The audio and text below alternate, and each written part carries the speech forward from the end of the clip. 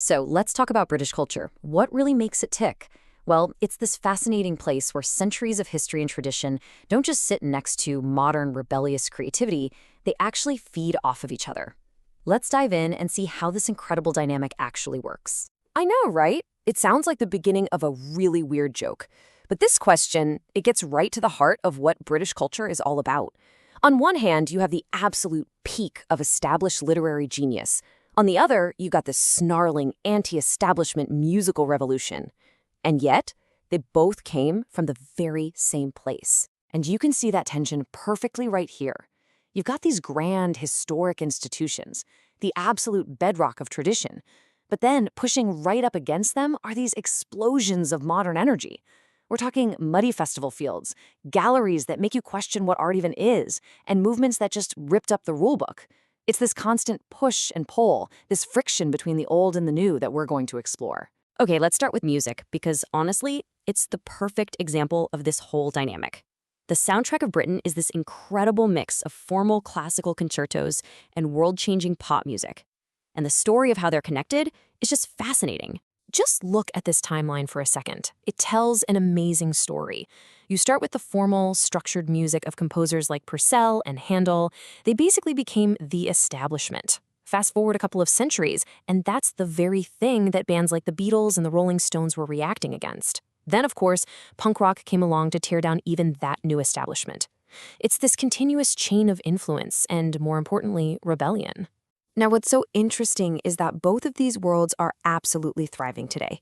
You've got the Proms, this beloved 8-week-long celebration of classical music that's been going strong since 1927. And at the exact same time, you have Glastonbury, one of the biggest, muddiest, most iconic modern music festivals on the entire planet. They're both completely quintessentially British, and they both draw these huge, passionate crowds. It just proves that tradition and rebellion can have massive audiences at the same time. All right, so let's shift gears and see how this same idea plays out in storytelling, from the historic theaters of London's West End to the pages of novels loved all over the globe.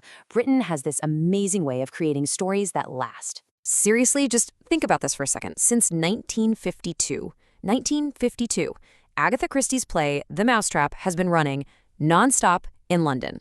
Entire generations have been born and grown up. The world has changed a dozen times over, but this one play just keeps going. It's so much more than a show. It's a living, breathing piece of history, an unbelievable testament to the power of tradition. And then you have traditions that are just wonderfully weird, like the pantomime.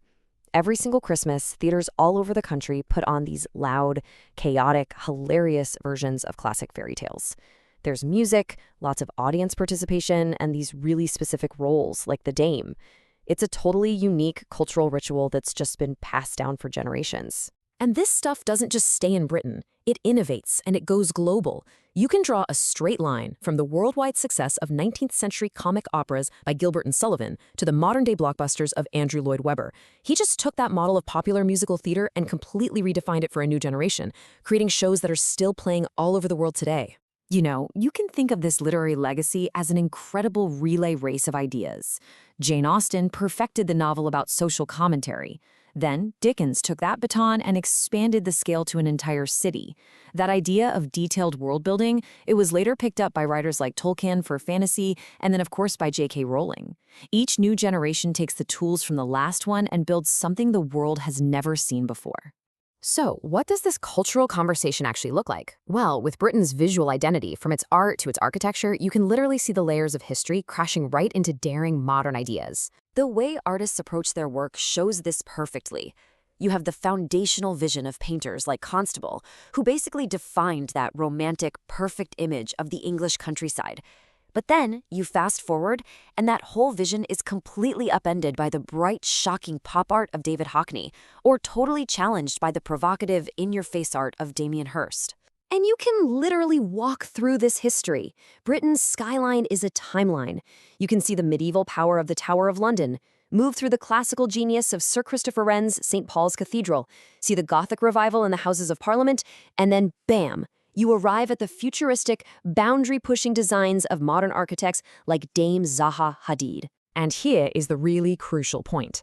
This rebellious, innovative side isn't just tolerated, it's actively celebrated by the establishment itself. The Tanner Prize is the perfect example.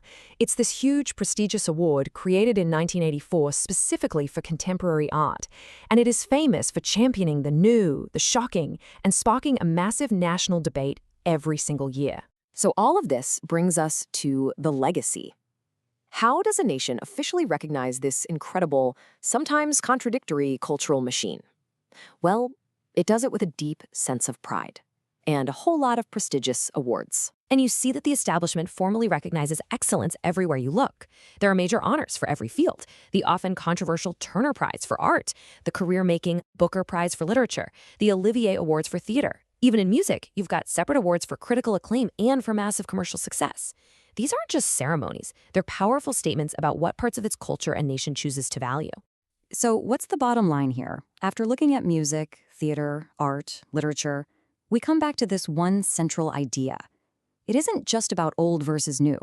It's about how this constant tension, this powerful mix of respecting the past while relentlessly pushing for something new, is what creates a cultural identity that is so unique, so dynamic, and so endlessly fascinating.